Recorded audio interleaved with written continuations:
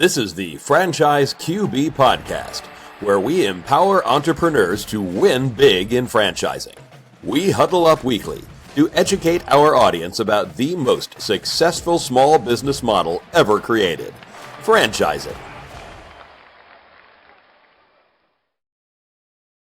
Welcome to the Franchise QB Podcast. I'm your host, Mike Halpern, a 20-year industry veteran and entrepreneur. My mission is for listeners to achieve their American dreams of creating wealth and independence through franchise ownership. Every week, we speak with franchisees, franchisors, or vendors that support the industry. Thank you for joining us, and let's get started. Joining us in the huddle today is Jessi Brelsford, founder and chief bud at Taste Bud's Kitchen. Welcome to the show, Jessi. Thanks, Mike. Thanks for having me. Happy to be here. Yeah, great to have you. So you're a Harvard graduate. My mom would be very excited about that. With a degree in economics and a former D1 swimmer, very impressive. You had a career in finance and then entered the culinary entertainment business that we're going to talk about a little bit today. So take us back to your stint on Wall Street and how you followed your entrepreneurial spirit to launch Taste Bud's Kitchen. Well, thanks for having me. And that's a really good question. Kind of trace back my life. So I'm 43, from Maryland, grew up here. I was the Pied Piper. I had 23 first cousins. So I was always around family. I was always in the kitchen cooking, baking specifically. I was kind of obsessed with making cakes. But I love business. My mom had a vegetable garden. I was, taking her zucchinis and selling them door to door to make a quarter. Was always entrepreneurial from a young age. Which led me to Harvard, led me to major in economics, where I did swim, and then took, the job that I got, which was in Wall Street at Bear Stearns. And so, that's kind of how my journey, my career began. But I love kids. I love the kitchen. And I was really missing that part of my life when I was in Wall Street. And I started this as a hobby, teaching kids to bake on the weekends. Yeah, I mean, you have a huge family, lots of cousins. I could see a really nice test audience built in before you launched the storefront. So tell us, what is Taste Bud's Kitchen? Yes, Taste Bud's Kitchen. So we offer culinary entertainment for kids, families, and adults. So we make the kitchen fun. We make it all from scratch, from sushi to pasta to cupcake, everything in between. We don't sell food. We don't cater food. You come to us for an event. So you're coming for a kid's summer camp. You're coming for a kid's birthday party. For adults, you're coming for a corporate team building event or a date night in an adult class. So you sign up for one of our classes, all on our website, or you book the kitchen privately for an event just for you and your friends or you and your family. And you cook start to finish, all from scratch, the recipe of your choice. So we have battle cupcake, we have tasty Thai. All of our recipes are nut-free. We have a lot that are gluten-free, dairy-free. But that's how we work. It's a beautiful 2,000 square foot facility. We currently have 12 locations open around the country and 11 in site selection and development, which has been really exciting to kind of go through that growth this year. And that's what TBK, coast to coast. Yeah, very We've cool. grown organically. So we have, 2 in California, a third one in development. We've got some in the Midwest. We have East Coast, everywhere from Florida up to Miami, New York City, which is where I started it, where we still have our flagship location outside of Chicago. So all over. Yeah. So, I mean, you mentioned the term culinary entertainment industry. I think that's a phrase that a lot of people aren't familiar with, and that's where Taste Bud's Kitchen lives. So tell us a little bit more about what that means. Yeah, it's a good question. I don't know if I invented the term. I'd like to think I did, but it was way back when we were starting. So this is like circa 2007. My baby is 17. I've been doing this 17 years. And I had a conversation with a mentor, and he was really like, what are you selling? Right? What are you selling to your clients? And it's like, well, I'm teaching them to cook, but I prefer baking, so I'm teaching them to bake. And he's like, no, you're selling an experience, right? You're selling something that is fun, something that will make them laugh, make them feel good about themselves, something that is entertaining. And he was totally right. It's what we were selling, what I was trying to bottle up, but didn't really know how to express it. So ever since then, we're not a cooking school. We're really here to have fun, to make the kitchen exciting, to make it from scratch, and all of the kind of positivity that can come for kids and for adults from that experience. Well, that tie-in leads to my next question, being that you're an entertainment business. You've received a ton of visibility over the years from shows such as The Manning Hour. What are some of the highlights of some of that national media attention that you've received so far? So question meaning like what benefit have we gotten from that, or how did we get on? Yeah, I'm curious about that too, but it sounds like you guys have been picked up because your concept's very unique and it's newsworthy. So that's been an experience you've had over the years, is getting attention from different media outlets. Yeah, and we have never worked with PR. I just try to say yes. Right? It's fun. It's different. And so, whether it's us having a new location open and the morning news wanting something fun to talk about, so decorating gingerbread houses with your kid, or, we had a couple get engaged in our New York City kitchen last week, which was really fun. Awesome. Yeah, they rented it out for a private lesson. I've just tried to say yes to those opportunities and make it really easy. In New York City, we have celebrities come very frequently. The Manning Hour approached us, that they wanted to come in and fill a segment. So I try to say yes whenever I can, because that's what the kitchen is all about. We're doing that anyway. So I love when it can be captured on film and used to promote all of our locations, because they're all owned by, franchisees, very family-based franchisees in communities around the country. Awesome. So you mentioned before that you're a kid's kitchen by day and adult kitchen by night. How does that break down for a franchise owner or for the locations that you operate? Is there like a 50-50, 60-40? Yeah, great question. So 60-40 is about right. It's about 60% kids, 40% adults on average. And we have all the details in our item 19. Some of our more metropolitan locations, like in New York City, may be closer to 50-50. But it's a really good mix, because when kids are out of school, we're in. So that's all summer camp, every school holiday. That's going to be about a third of the days of the year. And then outside of that, you're doing weekend birthday parties, after school birthday parties. That's kids. And adults, adult classes, Monday nights, very popular. Friday night, Sunday night dinner, right? And then corporate events, they like after work or often during the day, right? Lunch events, afternoon events, so people can get home to their families, have become really popular. So yeah, it's a good mix, and it really helps to make sure you're monetizing your asset, which is this beautiful kitchen that you've built. People are able to come, have fun, but it keeps the revenue streams coming in. Yeah, that makes sense. So you mentioned the kind of tech in the app. What does a guest do? Like if they're invited to an event, like a birthday party, does the parent or the child utilize the app to get information about, what to expect? What does that look like for someone that's going to come and visit your storefront? Yeah, great question. So we don't have an app. We have a website.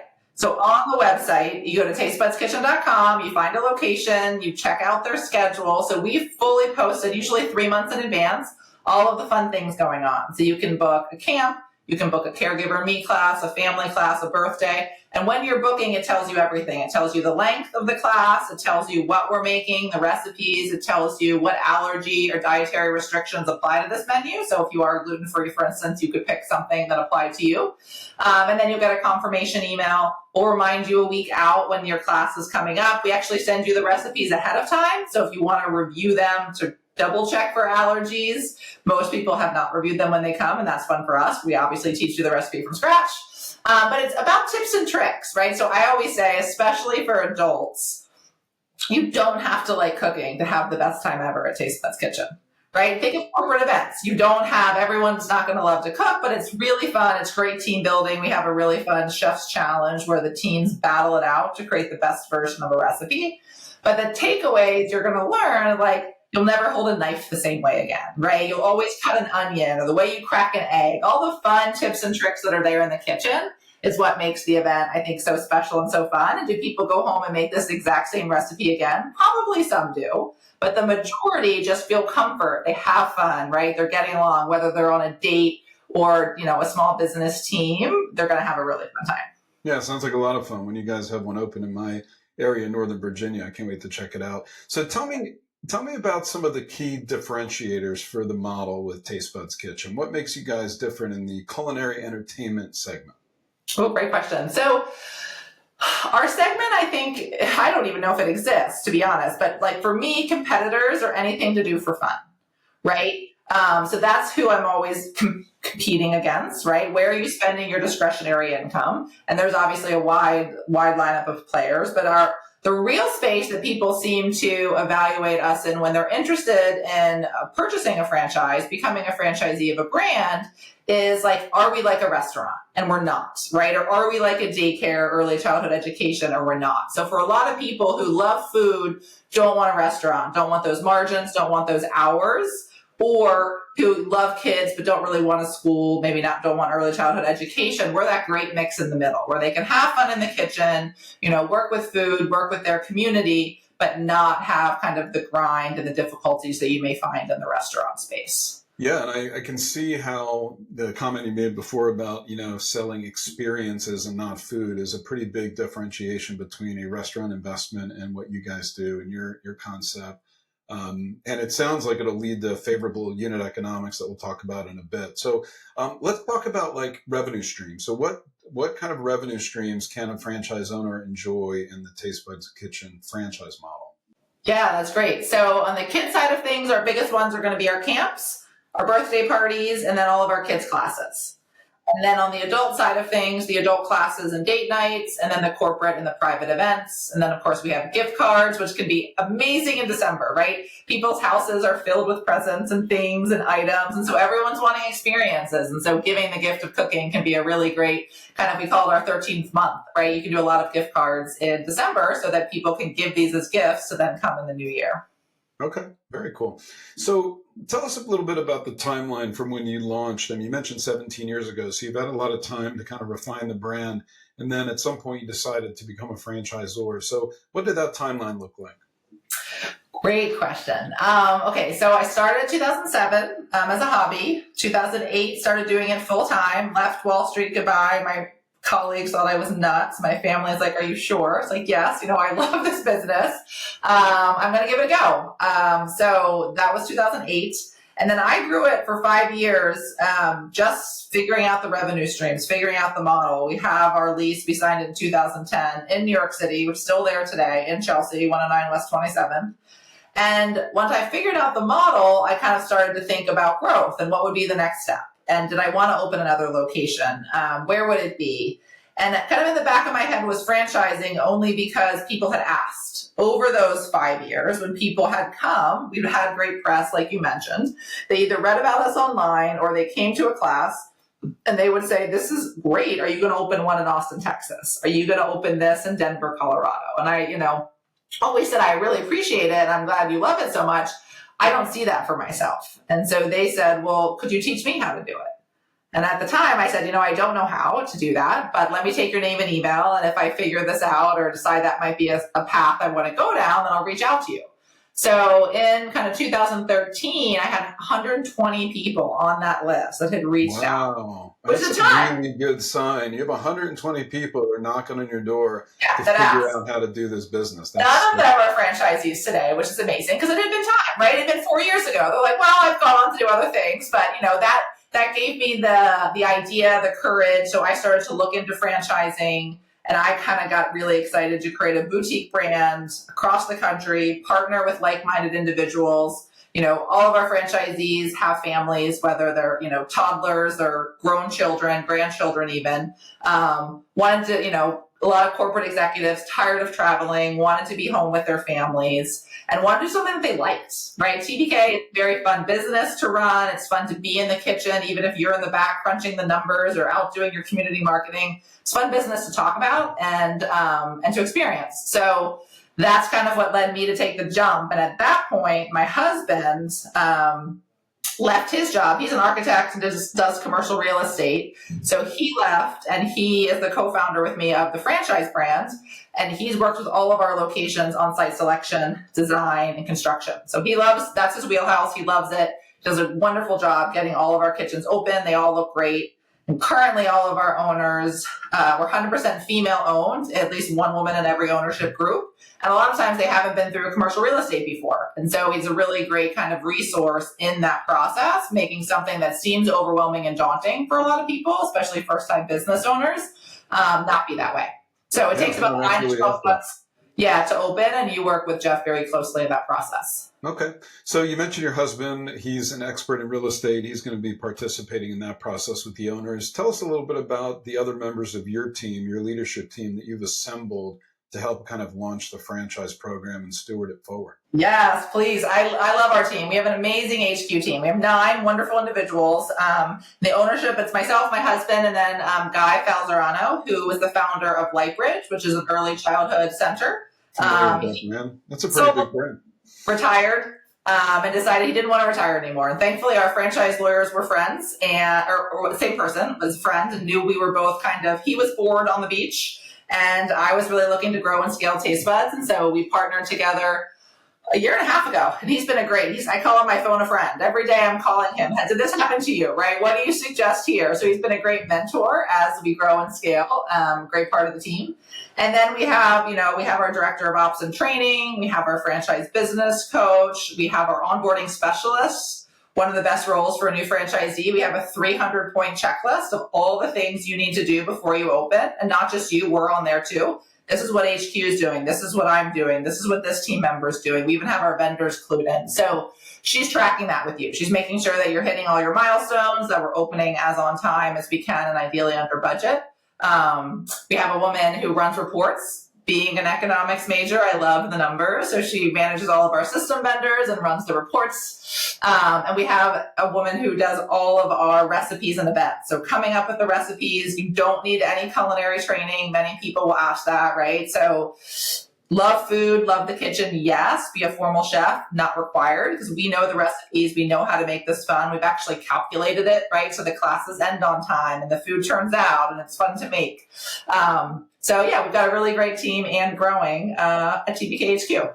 Yeah, that's awesome. And I think your background in economics is going to be a big advantage for a lot of candidates that are exploring the space and they're like, it's fun. It looks like a really cool thing to do. And the leader of the company has a background in economics. So you're not going to lose sight of the fundamentals as it relates to unit level economics and making money, because to stay in business for a franchise owner, you also have to make money, not just have fun. So, so tell me a little bit. I mean, I know this depends on, the site selection, the construction project. There's a lot of variables there, permits and so forth. Are we looking at like 8 to 12 months turnkey on average, sometimes quicker, sometimes slower, depending on the municipality? Pretty much exactly. Yeah, I say 9 to 12. I think our fastest has maybe been 5.5. A second time kitchen owner, we have franchisees with multiple units, which is fun to see. I want empire builders. We are trying to open 200 locations in the next 5 years, and I'd love to do it with 75 franchisees, right? So people who want to create an empire for themselves and a legacy and really build a team. But 9 to 12 months is about how long it takes. It's not terribly long. You go into site selection, you negotiate your lease, get the kitchen design, you get your permit, you get it built, and all the while my team is training you with what you need to do. Most people are keeping, whatever they're doing for gainful employment during that time. It's really not till the last 2 months that you really need to be very hands-on involved. This is when the ops training is starting and things like that. But you will have a full-time, we call them a general manager. They're your lead instructor. They're the one teaching most of the classes when you open. So you'll bring that person with you to training and we'll train you both together. Yeah, I bet, guys experience opening those Lightbridge, great business, but it's a big footprint. It's a lot of real estate. I'm sure he appreciates the speed of the market with something that's... He loves it, yes. So many square feet, so much parking requirements, and a lot of times building from the ground up. Yeah, this is 2,000 square feet, inline space, readily findable in, most markets across the country. So it's really just, making sure that it's convenient for the owner, that our franchisee or our clients will be able to come and easily park, but we're not trying to compete with the Starbucks of the world for like the prime residential or retail corner. Yeah, and you guys offer a franchise owner like a turnkey opening package for their initial materials and points of contact for construction and initial support and all that? Yeah, we don't. The one vendor we don't have is contractor nationwide, but we'll help you source yours locally. But yeah, all the other system vendors we have in place, we found contractors were not everywhere at the same time. So it's just not going to be cost effective for us to help you in that way. But my husband loves to help level the bid. So he'll help you, go out, find 3-4 contractors, get the bids, he'll help you level, value engineer. But we're doing, everything with you, site selection, design, training, an amazing training program. I call TBK a business in a box. Of course, it's not easy. No business is, but we've been through 17 years. So we've been through what works. We've been through what doesn't work, the highs, the lows, and we want to be able for our franchisees to leverage that, right? They're wonderful individuals who are investing a lot of their savings into starting a business. And, we do the best that we can to give them every opportunity for success. And that we have this guarantee with our franchisees that we won't approve a location to open that we would not open ourselves. So like, that's how committed we are with the location. Like, we want it to feel like, hey, this is the right demographic. This is where you need to be. And so we have that guarantee for Aussies. So Jessie, what about digital and grassroots marketing programs that you make available to franchise owners? How do they kind of launch their business? They're excited to get going. What do they do to kind of get bodies in the door and get the programs activated?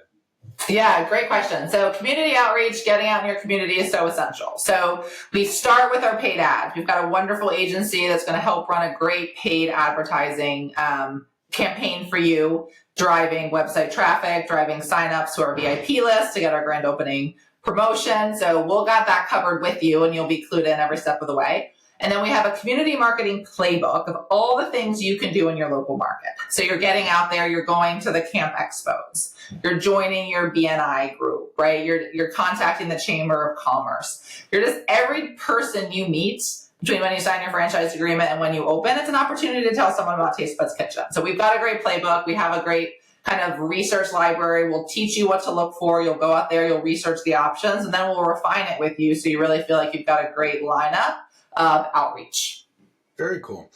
And you mentioned earlier kind of the status of the system, but I see that sign behind you that has a couple of the metrics. Can you kind of reiterate where we are in terms of nationwide open locations, locations that are under construction, signed but not open, that kind of thing? Yeah, so we have 12 open and operating kitchens. We have, that says 21, we have 23 signed, which is exciting. I need to update it. I do it with I have 3.5-year-old boy-girl twins and a 6-year-old. So my daughter likes to come in here and help me update that. So we have, what does that make? 11 in the site selection, different stages. We have 2 about to start construction. I think of those 11, 9 will open next year. We have 2 people that have 2 in the works, so they'll do the first one next year, then the next one the year after. But with that 9 to 12 months, then we're able to get them open pretty quickly, which is exciting. And yeah, we're in how many states? Congratulations on the success. 14 states, 15 actually with the update, so 15 states, which is been really exciting to experience that growth, and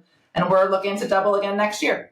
That's great. So you mentioned kind of the characteristics you're looking for in an owner, someone that's ambitious, someone that is an empire builder, someone that has an interest in opening multiple units in a marketplace. I mean, that's your ideal franchise owner, someone that's probably a little hands-on in the beginning, but eventually can have the team in place so they can be a little bit semi-absent as they oversee their management.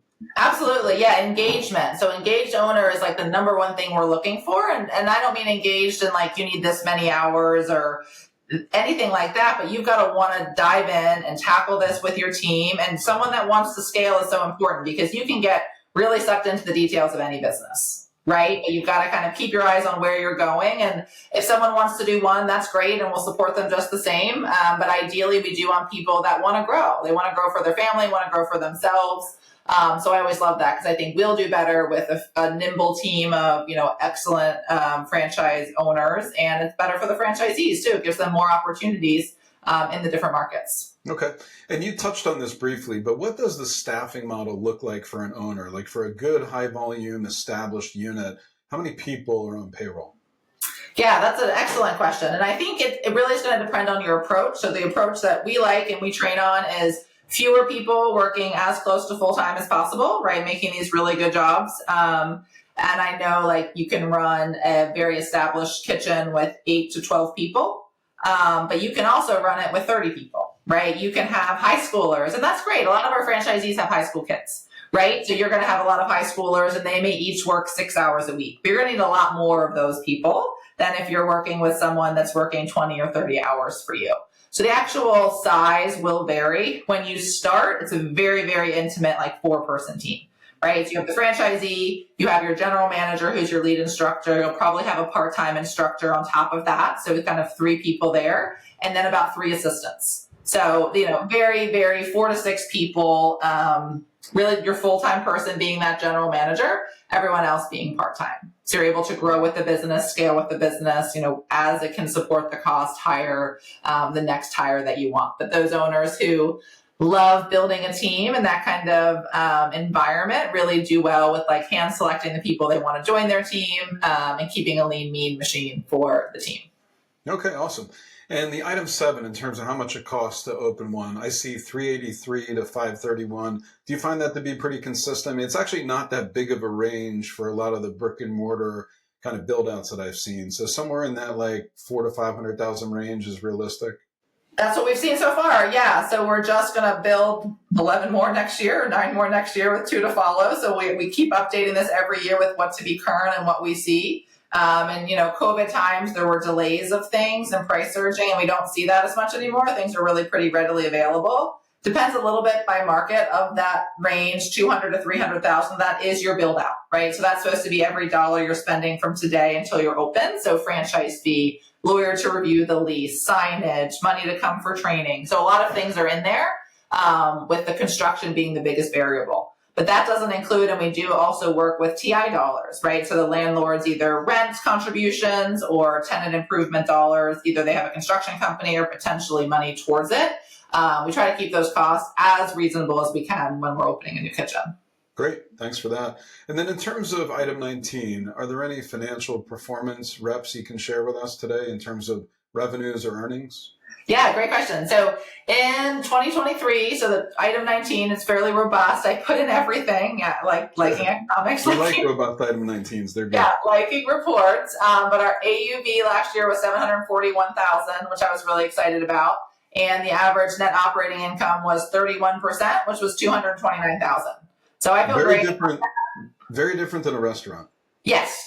Very different. I think our food costs, we disclose what it is in there. I can't remember the number to quote it, but it's nothing like you're used to, right? Because we are, the nice thing, people pre-buy. So when they sign up for a class, they pay in full before they even come. And you know who's coming. So you're not estimating how much you're going to need, right? We have a shopping list, which is going to reflect what actually people have reserved. So you're shopping based on demand. Another fact that I really love from it is the average sale per event is over $1,000. So that means the average time you put on anything, that's the system average. Obviously, there's highs and lows in there, but and it tells you the average number of events a week is 13. So that gives you a sense of like how many events you're doing a week, and on average, 15 people are coming to them. So those are kind of that's a healthy business. I mean, great top line, great. You get to keep a lot of it. It's busy, and I see how that frequency allows you to keep good employees that are going to work a lot of hours and make a lot of money. So that's great. They love it. Yeah. And then tips, right? That's not even in those, but clients who pass along tips, you have the tip part of the hospitality industry. And general managers a lot of times will come from hospitality or restaurant backgrounds. And for them, the hours are so much better. Food costs, and just, it's not a grind. It's really fun. It's a really fun business to work in. That way. That's awesome. Well, Jessie, it's been great. Anything else you want to add to the mix before we wrap up today? No, I think that was great. It's been a pleasure talking with you and speaking about TBK and to potential franchisees out there. I'd love to speak with them and have them learn more about it. Yeah, no, I appreciate your time. And if anyone listening would like to connect with Jessie and her team to learn more about Taste Buds Kitchen and becoming a franchise owner, contact me at franchiseqb.com or on X at QBFranchiseQB. I'll get you guys connected. Thank you so much, Jessie, for taking the time to get in the huddle and discuss Taste Buds Kitchen with us today. My pleasure. Thanks for having me. All right. Thank you for listening to the Franchise QB podcast, where you're at the helm of your future as a franchise owner. If you enjoyed the content, please rate the show and recommend it to anyone that might be interested in franchising. Make sure to visit franchiseqb.com to subscribe to my newsletter and for an actionable playbook to go from walk-on to legend in your new business. Follow us on Twitter at QBFranchiseQB and join us every week for a new episode. See you next time. Visit franchiseqb.com to take the next step of your journey towards wealth, independence, and franchise ownership. And remember, when working for the man gets old, you must do something bold. Thank you for listening.